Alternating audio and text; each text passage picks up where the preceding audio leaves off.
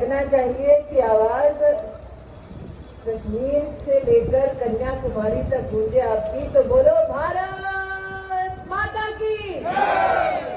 मंच पर विराजमान सम्मानित भाइयों को इस मंच से मैं प्रणाम करती हूँ, आप सबका वंदन एवं अभिनंदन करती हूँ। बड़ी ही निष्ठा के साथ, श्रद्धा के साथ रेखा जी ने नरेंद्र मोदी और भारतीय जनता पार्टी द्वारा कई संघर्षों का उल्लेख किया। संघर्ष के समय से समाधान तक पहुंचाने का ये सफर जब धारा 370 की नजर से हम देखते हैं तो भारतीय जनता पार्टी के एक एक कार्यकर्ता का ये गौरव है कि हमारी पार्टी ने वर्षों वर्ष तक भारत की जनता से एक ही अपील की कि आप भारतीय जनता पार्टी को मजबूत करें और हम राष्ट्र को एक संवैधानिक सूत्र में बांधेंगे। दुश्मन चाहे कितना भी जोर लगा ले, कश्मीर से लेकर कन्याकुमारी तक एक संविधान, एक निशान, एक ध्वज होगा। धारा 370 को हटाने का हमने संकल्प लिया और हमने उस संकल्प को पूरा किया। मुझे आज भी याद है कि जब धारा 370 को हटाने की बात देश की संसद में उठी तब पूरे राष्ट्र में जश्न का माहौल था।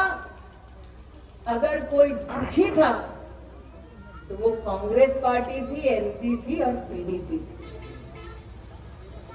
पूरे देश में इस बात की चर्चा थी कि वो कौन हिंदुस्तानी है जो विरोध करेगा, वो कौन हिंदुस्तानी है जो मां भारती के टुकड़े देखना चाहता है, वो कौन हिंदुस्तान की राजनीतिक पार्टी है जो एक संविधान, एक ध्वज हो हमारे देश में, इस मंसूबे का उल्लंघन करेगा, इस मंसूबे का विरोध करेगा। और राष्ट्र भर में लोग चौंक गए जब एनसी, पीडीपी और कांग्रेस के नेता कहते रहे धारा 370 हटाओगे तो खून की नदियां बहेंगी। अरे एक बूंद तक नहीं गिरी। पूरे देश ने त्योहार मनाया और जम्मू कश्मीर की जनता को राष्ट्र भर में अभिनंदन और स्वागत के संदेश में है। आज रेखा जी ने कहा कि किस प्रकार से एनसी कहती है कि वो धारा 370 दोबारा लेकर आएंगे। आज मैं चुनौती नहीं देती, विश्वास व्यक्त करती हूँ कि जब तक एक एक हिंदुस्तानी जिंदा है, एनसी अपने मंसूबे पर कभी कामयाब नहीं हो पाएगा। जो पार्टी अपनी साख नहीं बचा पाई, वो हिंदुस्तान की साख को चुनौती देने का दुस्साहस ना करे। इस चुनाव में वो भी दूध का दूध और पानी का पानी हो जाएगा, क्योंकि जनता 1 तारीख को पोलिंग बूथ पर जाएगी, कमल का बटन दबाएगी, भाजपा की सरकार बनाएगी और राष्ट्र को कहेगी कि धारा 370 हटाने का संदेश, धारा 370 को हटाने का संकल्प जो पूरा हुआ, उस संकल्प के साथ जम्मू कश्मीर की पूरी आवाम, पूरी जनता एक साथ।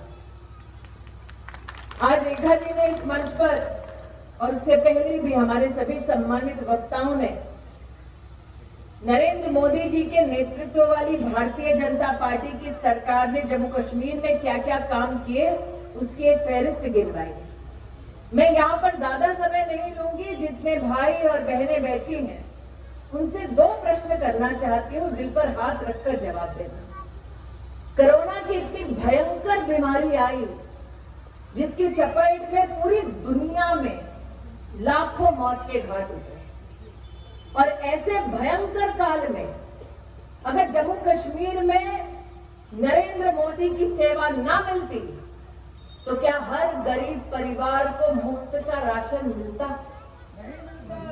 अगर एनसी, पीडीपी और कांग्रेस के नेताओं के हाथ में सत्ता होती तो क्या जम्मू कश्मीर में हर गरीब परिवार को खाने के लिए 2 वक्त की रोटी मिलती?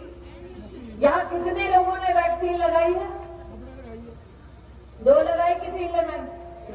3। अब मान ले कि 1 डोज की कीमत 600 रुपया, मतलब 3 डोज लगाया तो इसका मतलब लगभग 1800 रुपया। और परिवार में अगर 5 लोग हैं तो मतलब कुल परिवार का खर्चा सिर्फ टीका लगाने का 9000 रुपया। क्या जब भयंकर बीमारी फैली थी तब क्या गरीब की जेब में 9000 रुपया था कि जाकर बाजार से वैक्सीन लाता? सबने वैक्सीन लगाई, कोई पक्षपात नहीं हुआ। वैक्सीन लगने से पहले सुई ने ये नहीं पूछा कश्मीरी हो कि जम्मू वाले हो।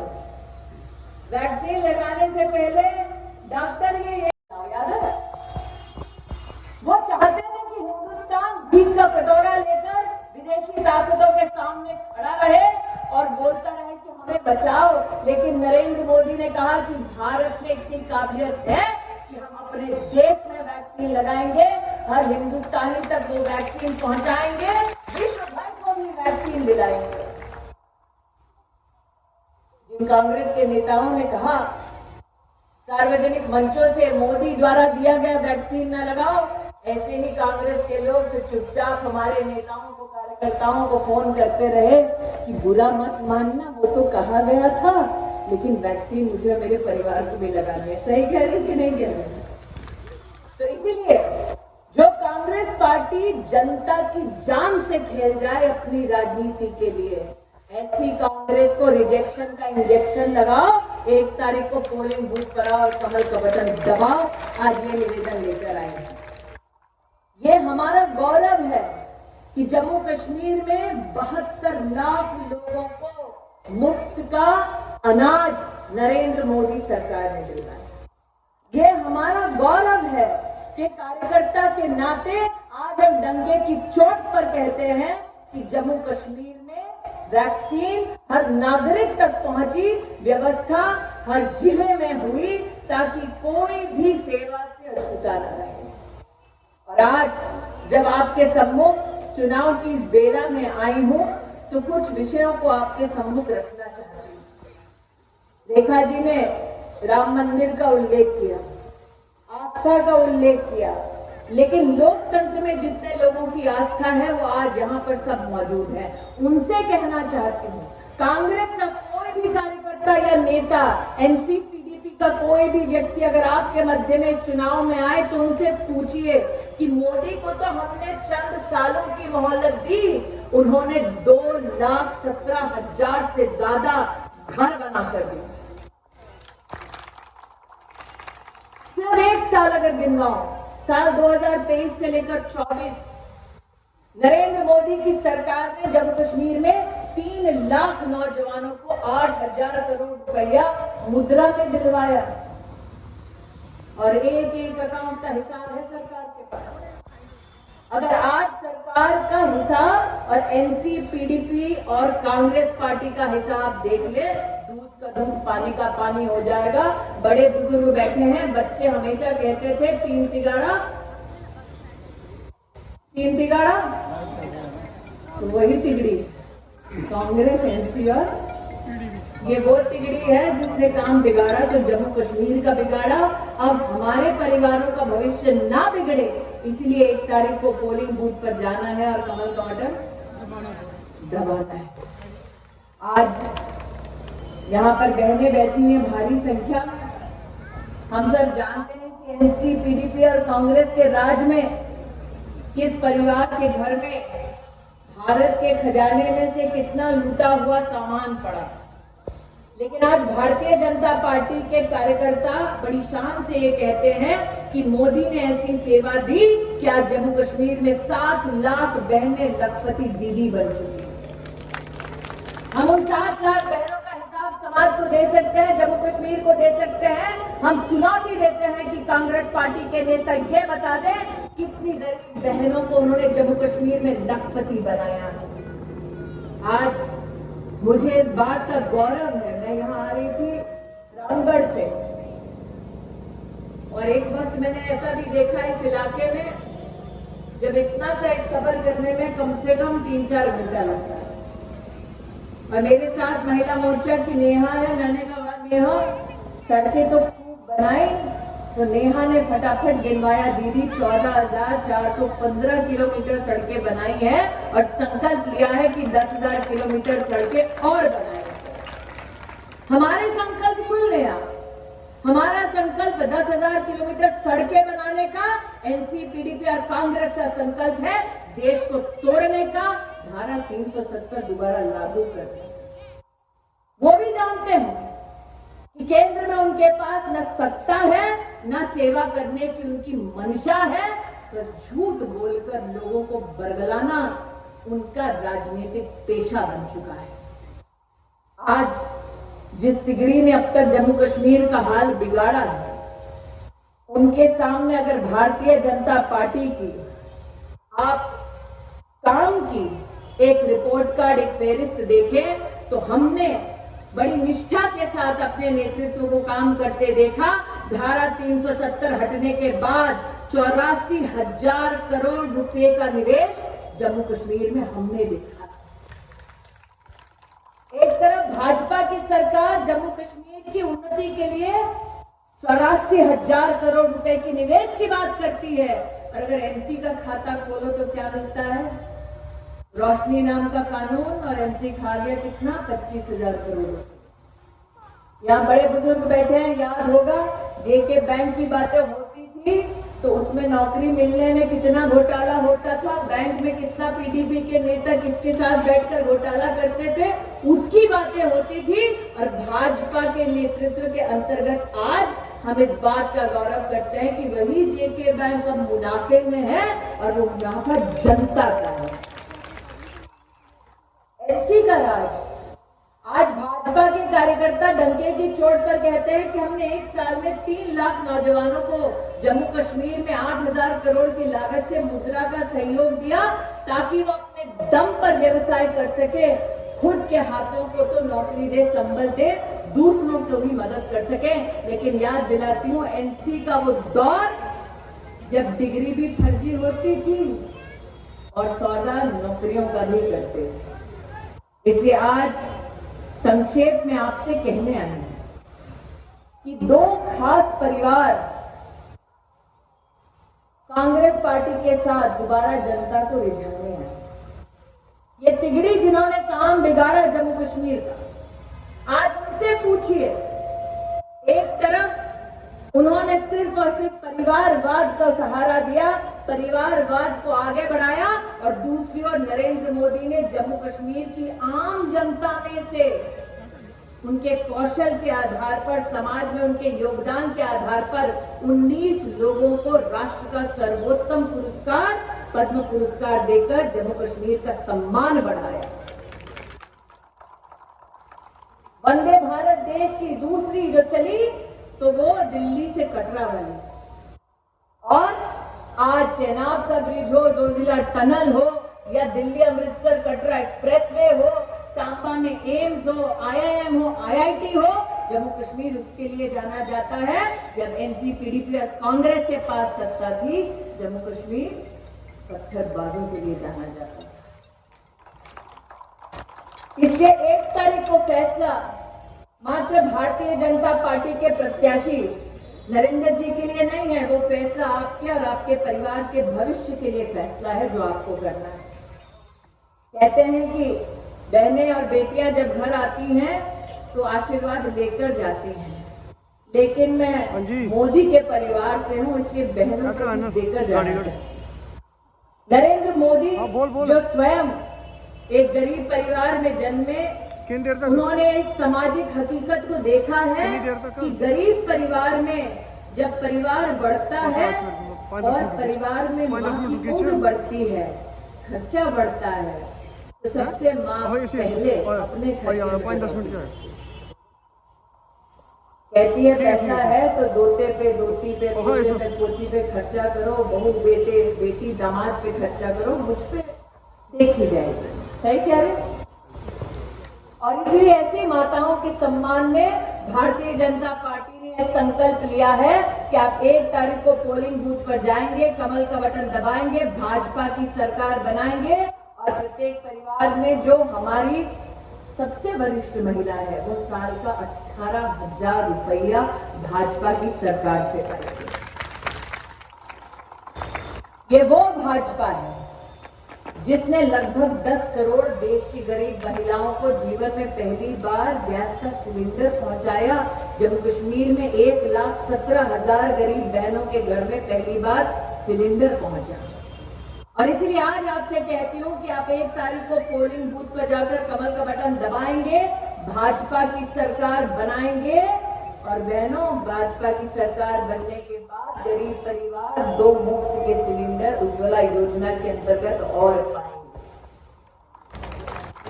अब यहाँ पर औरतें तो ताली बजा रही हैं, जितने पुरुष हैं वो कह रहे हैं हमने क्या गुनाह किया है, हमारे लिए कुछ नहीं है किया।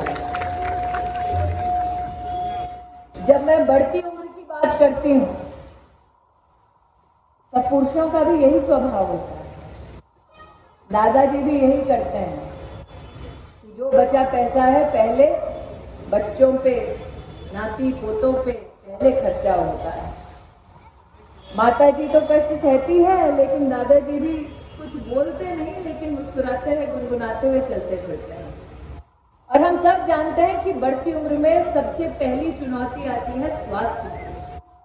और स्वास्थ्य में जब कोई ऐसी घटना घट जाए कि कोई ऑपरेशन करना हो, कोई व्यवस्था करनी हो, तो माता पिता अक्सर इसलिए नहीं बोलते ताकि पूरा घर चपेट में ना आ जाए।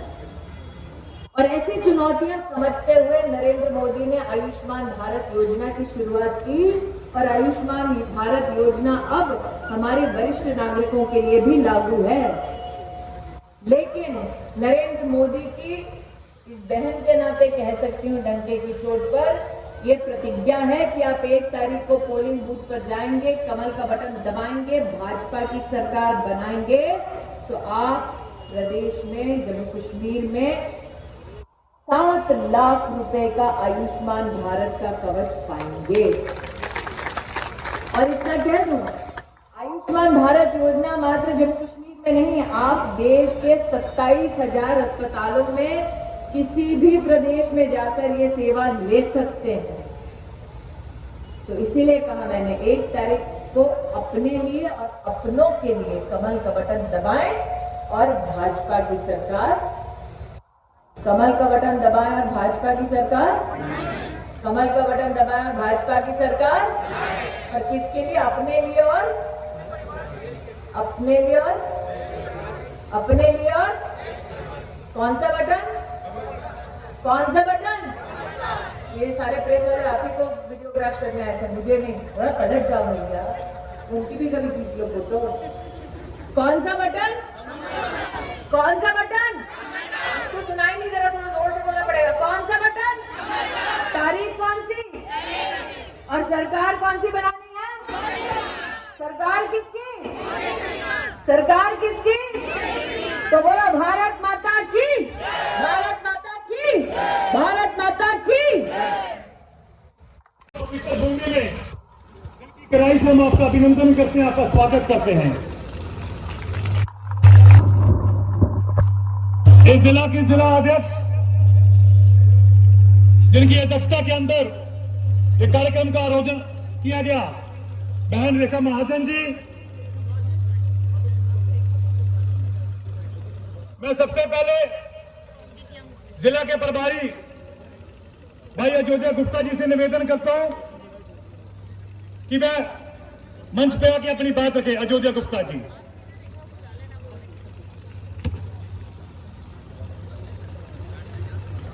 भारत माता की हमारे बीच में, पाकिस्तान की धरती में जिनकी विदेशों में भी चर्चा होती, ऐसे हमारे बीच में भारतीय जनता पार्टी के बड़े कर्मठ, ईमानदार और निष्ठावान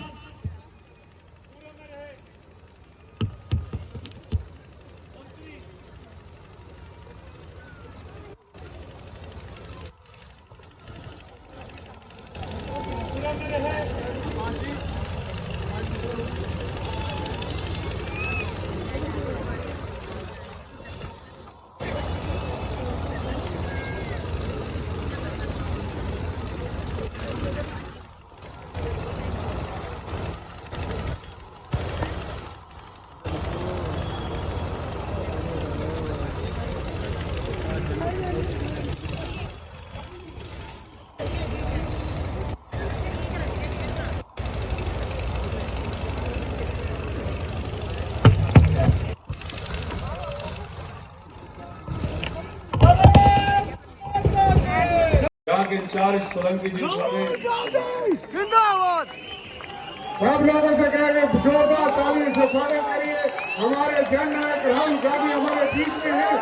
राहुल गांधी जिंदाबाद। श्री राहुल गांधी जिंदाबाद। जननायक राहुल गांधी इंडियन नेशनल कांग्रेस। हमारे भगत सिंह सोलंकी जी जम्मू कश्मीर के अखिल भारतीय कांग्रेस कमेटी के प्रभारी, मुझे पुरस्कार का रमन भल्ला जी। हमारे बीच हमारे सबके प्यारे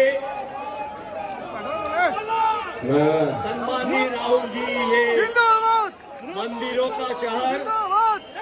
माता वैष्णो देवी रघुनाथ मंदिर, सबके आशीर्वाद से आप सबके बीच जिन्होंने पूरे विश्व में जहां भी गए प्रेम का संदेश दिया, मानवता का संदेश दिया, देश में भी नफरत छोड़ो भारत जोड़ो के साथ सब जगह गए और आज हमारे बीच आप सबके साथ यहाँ आए हैं।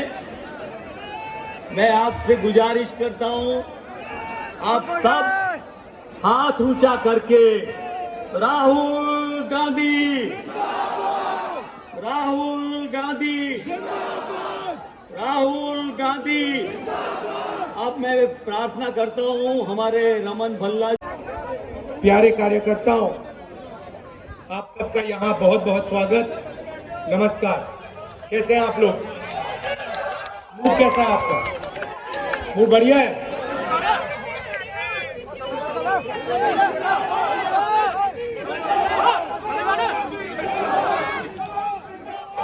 हिंदुस्तान के हिस्ट्री में 1947 के बाद बहुत सारे यूनियन टेरिटरीज को स्टेटमैन जी, रणजीत सिंह टोनी जी, मनमोहन सिंह जी, बलबीर सिंह जी, योगेश साहनी जी आपको स्टेटहुड दिलवाने में लगा देंगे। पार्लियामेंट का इस्तेमाल करेंगे, लोकसभा का इस्तेमाल करेंगे, राज्यसभा का, सड़कों में उतरेंगे और हम आपको जो आपका हक है वापस दिलाएंगे। और अगर किसी कारण बीजेपी ने नहीं माना तो फिर हम पहला काम, जैसे ही इंडिया गठबंधन की सरकार बनेगी, जो बनने जा रही है, पहला काम हम जम्मू और कश्मीर के लोगों को स्टेटहुड देने का करेंगे, क्योंकि ये आपका हक है, ये आपका फ्यूचर है। इसके बिना आप आगे बढ़ ही नहीं सकते। जम्मू कश्मीर का आप सपना देख ही नहीं सकते। जम्मू हब है। कश्मीर को, कश्मीर के बिजनेसेस को, कश्मीर के प्रोडक्शन को बाकी हिंदुस्तान से जोड़ता है। सेंट्रल हब है ये। और इस हब का जो काम था उसको इन लोगों ने खत्म कर दिया। इसका जो रोल था उसको इन लोगों ने खत्म कर दिया। जम्मू के जो छोटे बिजनेसेस थे, मीडियम साइज बिजनेसेस थे, एंटरप्रेन्योर्स थे, इनकी रीढ़ की हड्डी बीजेपी की सरकार ने और यहां के लेफ्टिनेंट गवर्नर ने तोड़ दी। नतीजा यह है कि जम्मू कश्मीर के लोगों को, युवाओं को रोजगार नहीं मिल सकता है। आप कुछ भी कर लो, जब तक जम्मू कश्मीर के स्मॉल और मीडियम बिजनेसेस अपने पैरों पर नहीं खड़े होंगे, तब तक इस प्रदेश में, इस यूनियन टेरिटरी में रोजगार नहीं मिल सकता। आप कुछ भी कर लो, जब तक लेफ्टिनेंट गवर्नर है तब तक बाहर के लोगों को फायदा मिलेगा, सारे के सारे कॉन्ट्रैक्ट्स उनको जाएंगे और जो जम्मू की जनता है, कश्मीर की जनता है, उनको परे कर दिया गया। ये रियलिटी है। और एक कारण भी है कि आपसे स्टेटहुड छीना गया, कि वो चाहते हैं कि जम्मू कश्मीर को जम्मू कश्मीर के लोग ना चलाएं, बाहर के लोग चलाएं, लेफ्टिनेंट गवर्नर के माध्यम से काम हो और जम्मू कश्मीर की जनता की जो प्रोस्पेरिटी है वो खत्म हो जाए। ये आक्रमण जो जम्मू कश्मीर में स्मॉल और मीडियम बिजनेसेस पे हुआ है, ये बाकी देश में भी हुआ है। पूरी सरकार अदानी अंबानी जैसे अरबपतियों के लिए चलती है।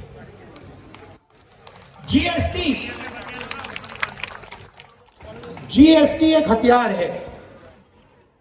जम्मू के एंटरप्रेन्योर्स, जम्मू के स्मॉल और मीडियम बिजनेसेस पर आक्रमण करने का हथियार है। नोटबंदी एक हथियार था। ये पॉलिसीज नहीं है, ये हथियार है और इनका लक्ष्य रास्ता साफ करने का है।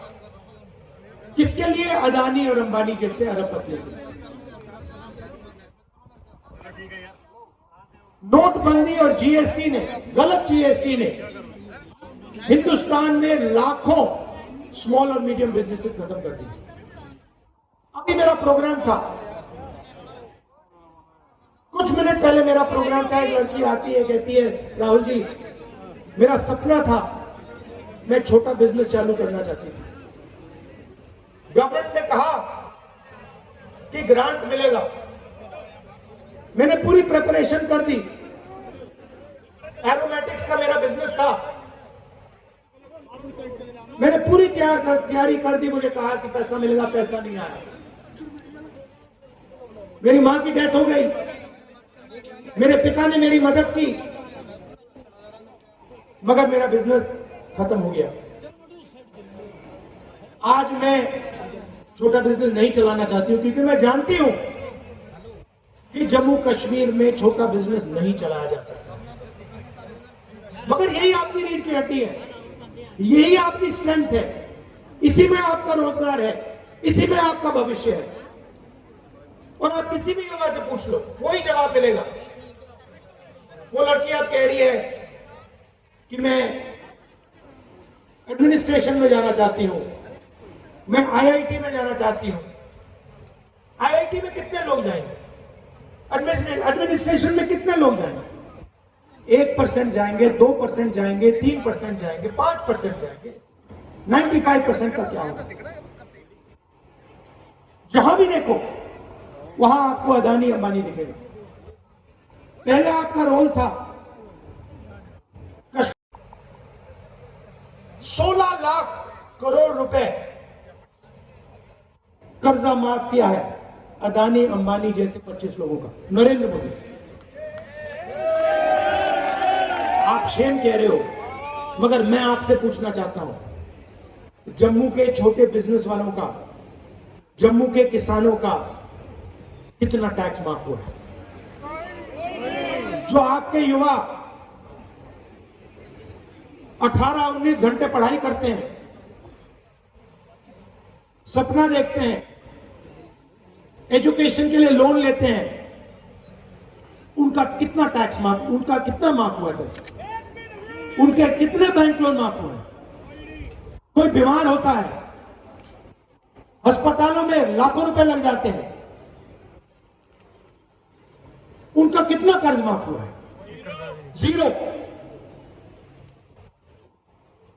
आप अगर बैंक लोन लेते हो और पैसा वापस नहीं देते हो, आपको जेल में डाल देते हैं, जेल में डाल देते हैं। और अंबानी अदानी जैसे लोग बैंक लोन लेते हैं, पैसा वापस नहीं देते हैं, कहते हैं चलो और पैसा ले लो। कितना चाहिए? 1000 करोड़, 2000 करोड़, 50,000 करोड़, 1 लाख करोड़, जितना चाहिए ले लो, जो करना है करो, जो इंडस्ट्री खरीदनी है खरीदो। लखनऊ का एयरपोर्ट चाहिए ले लो, मुंबई का एयरपोर्ट चाहिए, अच्छा वो किसी और के हाथ में, चलो सीबीआई केस लगा, ईडी केस लगा, परे करो उसको, अदानी को दो। ये make in India, make in India, make in India बात करते रहते हैं, डिफेंस इंडस्ट्री की बात करते हैं, सारे के सारे कॉन्ट्रैक्ट्स अदानी जैसे लोगों को जा रहे हैं। बाहर इजराइल की कंपनी हथियार बनाती है, लेबल अदानी का लग जाता है।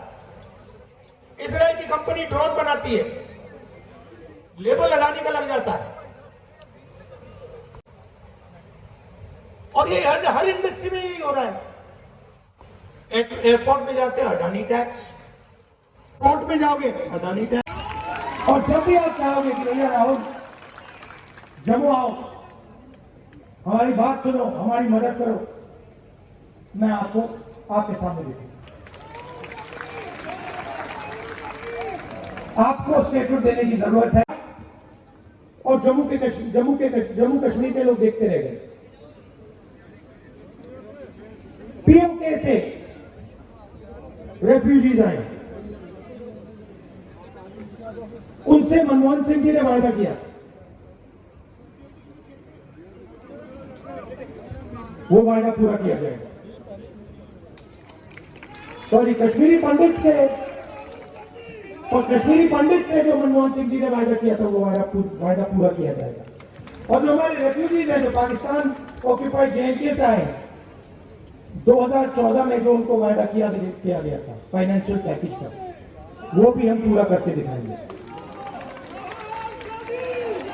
ये जो स्मार्ट मीटर लगा रखे हैं, ये जो नरेंद्र मोदी जी की टेक्नोलॉजी है, इसको हम यहां से हटा देंगे, ये हमें नहीं चाहिए। और जो पंजाबी है, इसको हम ऑफिशियल लैंग्वेज बना देंगे। मगर मेन बात मैं आपसे कहना चाहता हूं कि देखिए, एक तरफ अब ठीक है, पहले चुनाव करा दिया, मगर हम चाहते हैं कि जल्दी से जल्दी आपका जो लोकतांत्रिक हक है, जम्मू कश्मीर का जो स्टेटहुड है, वो आपको वापस मिले।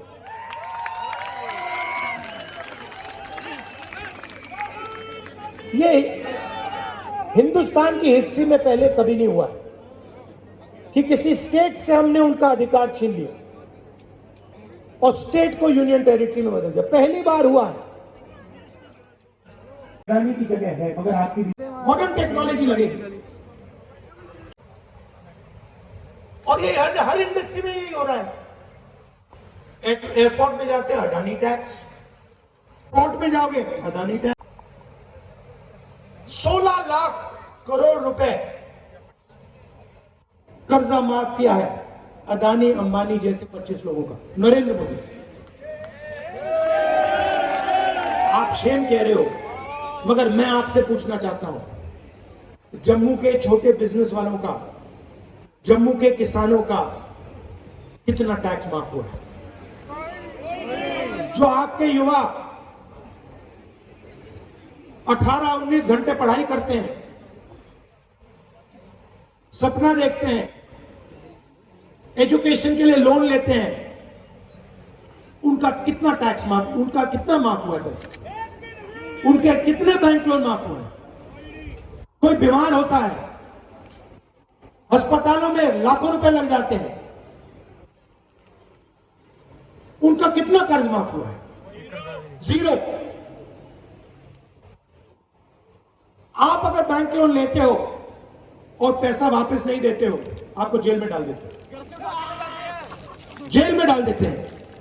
और अंबानी अदानी जैसे लोग बैंक लोन लेते हैं, पैसा वापस नहीं देते, कहते हैं चलो और पैसा ले लो। कितना चाहिए? 1000 करोड़, 2000 करोड़, 50,000 करोड़, 1 लाख करोड़, जितना चाहिए ले लो, जो करना है करो, जो इंडस्ट्री खरीदनी है खरीदो। लखनऊ का एयरपोर्ट चाहिए ले लो, मुंबई का एयरपोर्ट चाहिए, अच्छा वो किसी और के हाथ में, चलो CBI केस लगा, ED केस लगा, परे करो उसको, अदानी को दो। ये make in India, make in India, make in India बात करते रहते हैं। डिफेंस इंडस्ट्री की बात करते हैं, सारे के सारे कॉन्ट्रैक्ट्स अदानी जैसे लोगों को जा रहे हैं। बाहर इजराइल की कंपनी हथियार बनाती है, लेबल अदानी का लग जाता है। इसराइल की कंपनी ड्रोन बनाती है, लेबल अदानी का लग जाता है।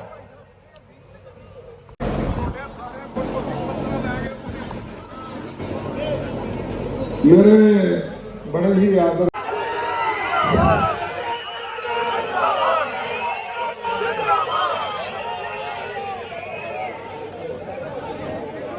राहुल जी को आके लेकिन टैक्स वसूलने के लिए, बिजली के किराए वसूलने के लिए, जो हमारा ही प्रोजेक्ट था, हमारी ही बिजली थी, हमारा ही पानी था, लेकिन हम पे व्यापार के जरिए थोपा जा रहा है। और उम्मीद है राहुल जी से कि आप गरीब की आवाज को बुलंद करेंगे, पार्लियामेंट में आवाज को बुलंद करेंगे और हमारे हक की लड़ाई। और यहाँ तक कि भाजपा ने लोगों पे हमारे में प्रॉपर्टी टैक्स लगाने की बात की। जम्मू कश्मीर पाकिस्तान से जूझता रहा, बारूद के धमाकों की आवाजें सुनता रहा। कई परिवार जो इंडियन नेशनल कांग्रेस, खड़गे साहब, श्रीमती सोनिया गांधी, श्रीमती प्रियंका गांधी, श्री राहुल गांधी, जननायक राहुल गांधी, इंडियन नेशनल कांग्रेस, भारतीय राष्ट्रीय कांग्रेस। जोरदार तालियों से एक बार फिर जाते जाते उनको अपनी विदाई दीजिए। बहुत बहुत शुक्रिया सारी भीड़ का, इतनी संख्या में आप लोग आए जम्मू शहर से। ये बताता है कि आपकी लगन और जो तब्दीली की लहर है। शुक्रिया, जय हिंद, जय भारत।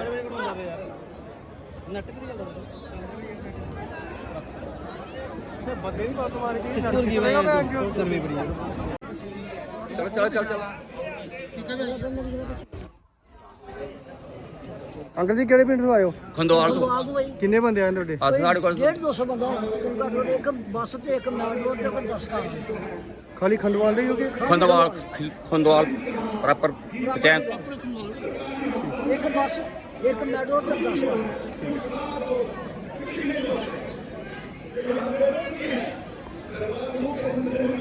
लाओ फिर नारा। रघुन बल्ला जी, रघुन बल्ला जी, रघुन बल्ला जी।